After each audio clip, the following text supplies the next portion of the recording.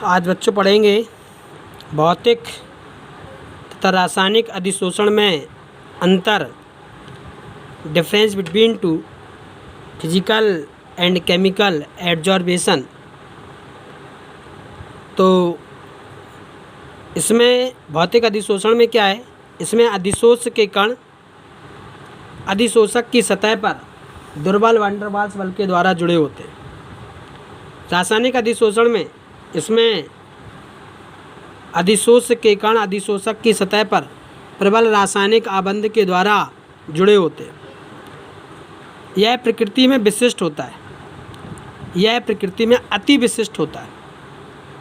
यह एक उत्क्रमणीय प्रक्रम है, यह एक अनुत्क्रमणीय प्रक्रम है। इसमें अधिशोषण ऊष्मा 20 से 40 किलो जूल प्रति मोल इनवर्स होती है। इसकी अधिशोषण ऊष्मा 200 से 400 किलो जूल मोल इनवर्स होती है। यह निम्न ताप पर होता है, यह उच्च ताप पर होता है। यह बहुपर्ती होता है, यह एकल पर्ती होता है। ताप बढ़ाने पर भौतिक अधिशोषण घटता है, ताप बढ़ाने पर रासायनिक अधिशोषण बढ़ता है। अब आते हैं अधिशोषण के अनुप्रयोग। सबसे पहले जल के मृदुकरण में तो आयन विनिमय रेजिन के द्वारा जल में उपस्थित कठोरता को दूर किया जाता है, जिससे जल में अशुद्धियाँ दूर हो जाती हैं। नंबर दूसरा है क्रोमेटोग्राफी में एक बीकर होता है, उसमें विभिन्न प्रकार के अधिशोषक पदार्थों को भर लिया जाता है, जिससे अधिशोषक पदार्थों में भिन्न भिन्न पदार्थ अधिशोषित हो जाते हैं और भिन्न भिन्न प्रकार की रंगीन पट्टियाँ बनाते हैं। रंगीन पट्टियाँ बनाते हैं, जिनको क्रोमेटोग्राम कहते हैं। क्या कहते हैं? क्रोमेटोग्राम। इस प्रकार क्रोमेटोग्राफी में उच्च कार्बनिक यौगिकों, उच्च अणुभार वाले कार्बनिक यौगिकों का शोषण कर लेते हैं। रंजन की प्रक्रिया में, रंजन माने क्या होता है? रंगना, किसी चीज़ को रंगने में, तो रंगने में भी अधिशोषण का उपयोग किया जाता है। जो रंग होते हैं उनको अधिशोष को यानी कि रंगों को अधिशोषक की सतह पर जिस पर रंगना होता है उनको क्या कर लिया जाता है? अधिशोषित कर लिया जाता है, जिससे क्या हो जाता है? रंजन प्रक्रिया में अधिशोषण का भी उपयोग किया जाता है। नमी को दूर करने में सिलिका जेल, कैल्शियम क्लोराइड आदि का उपयोग नमी को दूर करने में किया जाता है।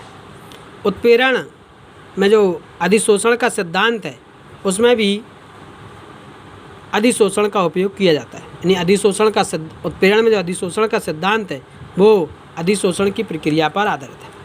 फेन प्लावन विधि यानी कि सल्फाइड अयस्कों का सांद्रण जो फेन प्लावन विधि के द्वारा करते हैं वह भी अधिशोषण सिद्धांत के ऊपर लागू होता है। गैस मास्क के रूप में सक्रिय चारकोल का उपयोग किया जाता है, जिससे वायु में उपस्थित विभिन्न प्रकार की गैसों को, अशुद्ध गैसों को अवशोषित कर लिया जाता है और शुद्ध वायु प्राप्त होती है। अक्रिय गैसों के पृथक्करण में विभिन्न प्रकार की जो अक्रिय गैसें होती हैं उसमें सक्रिय चारकोल का उपयोग, नारियल के चारकोल का उपयोग किया जाता है, जिससे अक्रिय गैसें नारियल के चारकोल पर अधिशोषित हो जाती हैं।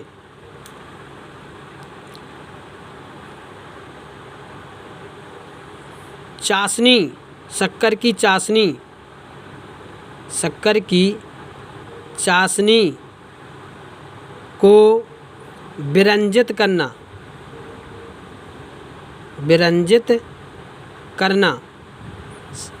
जो गन्ने की शक्कर के द्वारा यानी चाशनी के द्वारा जो गन्ने की शक्कर प्राप्त की जाती है, उस चाशनी में रंगीन मटमैली टाइप की होती है। उस रंगीन मटमैली टाइप की शक्कर की चाशनी को क्या करते हैं? हड्डी की चारकोल में प्रवाहित कर देते हैं, जिससे उसमें उपस्थित अशुद्धियाँ एवं मटमैलापन हड्डी की चारकोल के द्वारा अवशोषित हो जाता है, जिससे शक्कर की चाशनी सफ़ेद रंग हो जाती है, अर्थात वो है विरंजित हो जाती है। इस प्रकार हड्डी की चारकोल का उपयोग शक्कर की चाशनी में विरंजित करने में किया जाता है। अगले वीडियो में पढ़ेंगे आप लोग वैद्युत रसायन। नया चैप्टर होगा वैद्युत रसायन।